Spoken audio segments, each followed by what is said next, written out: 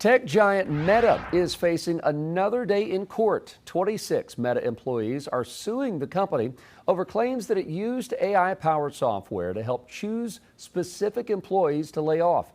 The lawsuit argues the AI-powered software monitored workers' performance. However, the software didn't account for employees who had disabilities or those who are on leave. Meta says the lawsuit, quote, lacks merit, and layoff decisions were made by people, not AI.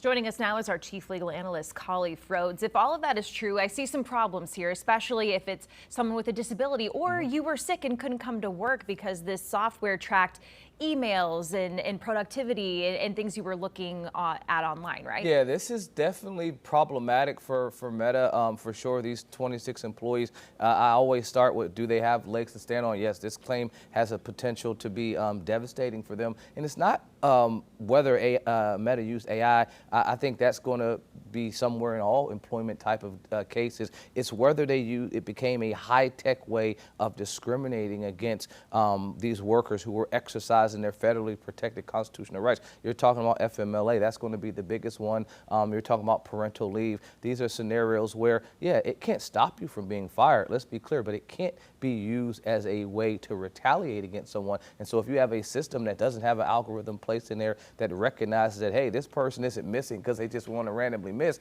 and now you're giving them some lowered score based on the missed days that the system may be calculated, then now you have exposed yourself to a higher amount of risk. And I say yourself, I'm talking about Meta. And so it really just depends on how they were using AI, how the score algorithm was compiled, and if you were dinged points for missing because of it, oh yeah, they're extremely exposed. If you were now lowered score even further, yeah, it's going to be another hurt to their defense. And so they will be able to come back and at least potentially say, well, no, AI was primarily not the decision maker. It was some human interaction.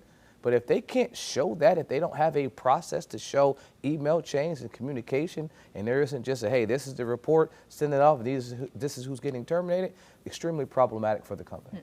Well, and either way, in Meta's defense, whether AI was used or not used, either way, if the outcome shows discriminatory practices or whatever, what are the charges? Would it be settled? Like, what would the penalty be if they are found liable? Oh, I mean, monetary is where you're going to start. Obviously, you're going to start with damages. I mean, because this would hurt your reputation as an employee from getting maybe some potential employment. And so you would have current earnings, you would have future earnings. That's the immediate impact of this. But then you can have some larger scale impact. If there is a larger class that's out there when looking at Discover, and it recognizes that it wasn't just these 26, it was every employee you've terminated for the last 2 or 3 years. So now you've exposed yourself even further. You really don't know what type of damages are out there until you can look at the discovery aspect. But you can see for sure that there is at least a viable claim, and there are viable defenses.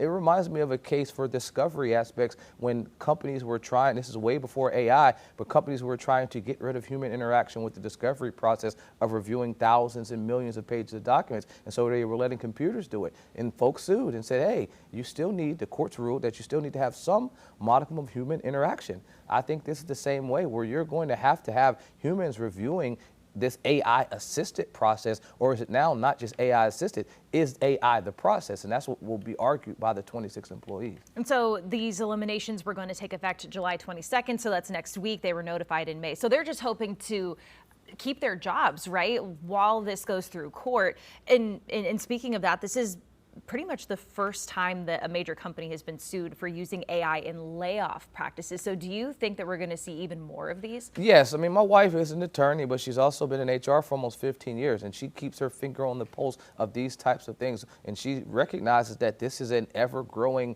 risk process and problem for companies, where you're seeing the implementation, and we've talked about this a number of times, implementation of AI, pushing its way into there because it is affordable. It makes the process a lot easier, and it allows you to do decisions that would take months or years in a matter of hours or minutes. But removing that human interaction, just something as simple as saying, hey, well, she was on FMLA. She wasn't, just randomly taking off 26 days. If you haven't programmed that in the system for it to check that, So now the flaw is on the human for not having that as a system check, but it's also on the system because it didn't recognize that that was an issue that I should be looking for. So I would blame a number of portions of the company, specifically the HR department, for not having communication with the part of the company that's implementing this system. Because you just say, hey, FMLA, Americans with Disability, parental leave, we should check those as boxes to cross-reference before we make these decisions. All right, yeah, we'll see where this goes. More topics coming up with Khalif. Queen City News Plus. Just search Queen City News on your smart TV's app store.